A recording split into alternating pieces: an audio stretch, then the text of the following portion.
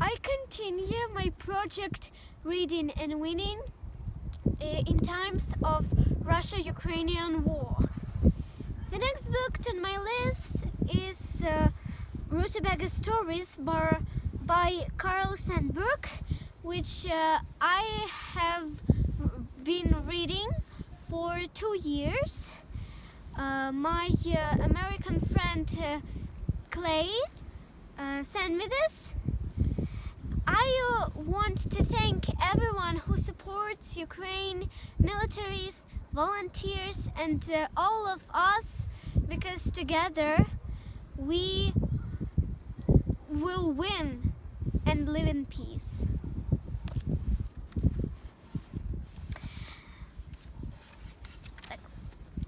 Four stories about the deep doom of dark doorways. People, the wrecked doll, the broom handle, spoon lickers, chocolate chins, dirty Bibs, tin pan bangers, clean ears, easy ticklers, musical soup eaters, Chubby Chops, sleepy heads.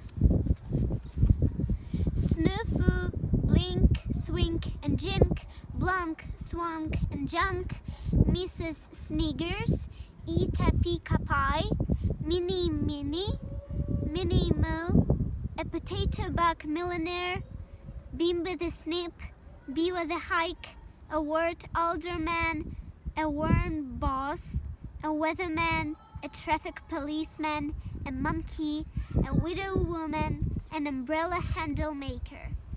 The wedding procession of the rag doll and the broom handle, and who was in it. The rag doll had many friends: the whisk broom, the furnace shovel, the coffee pot. They all liked the rag doll very much. But when the rag doll married, it was the broom handle she picked, because the broom handle fixed her eyes.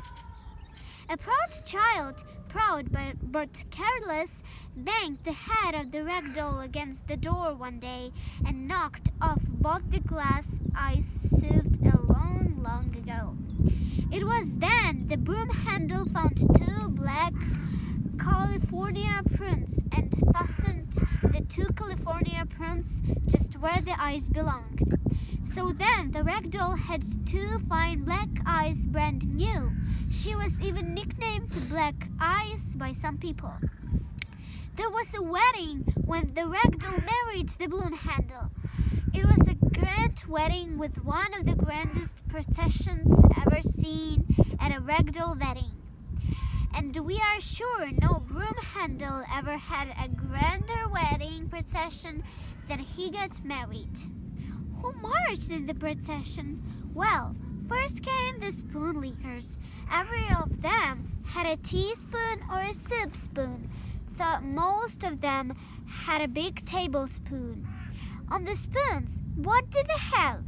Oh, some had butterscotch, some had gravy, some had marshmallow fudge.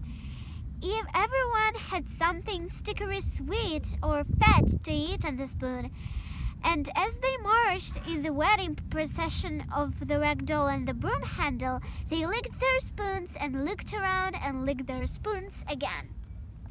Next came the tin pan bangers. Some had dishpans, some had frying pans, some had potato peeling pans. All the pans were thin with tight tin bottoms. And the tin pan bangers bunked with knives and forks and iron and wooden bangers on the bottom of the tin pans. And as they marched in the wedding procession of the rag doll and the broom handle, they banged their pans and looked around and banged again. Then came the chocolate chins. They were all eating chocolates, and the chocolate was slippery and slickered all over the chins. Some of them spattered the ends of their noses with black chocolate. Some of them spread the brown chocolate nearly up to their ears. And then, as they marched in the wedding procession of the rag doll and the broom handle, they stuck their chins in the air and looked around and stuck their chins in the air again. Then came the dirty Bibs. They were plain white bibs, checker bibs, stripe bibs, blue bibs, and bibs with butterflies. But all the bibs were dirty. The plain white bibs were dirty. The checkered bibs were dirty.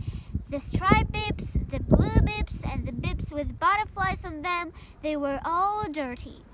And so, in the wedding procession of the ragdoll and the broom handle, the dirty bibs marched with their dirty fingers on the bibs, and they looked around and laughed and looked around and laughed again.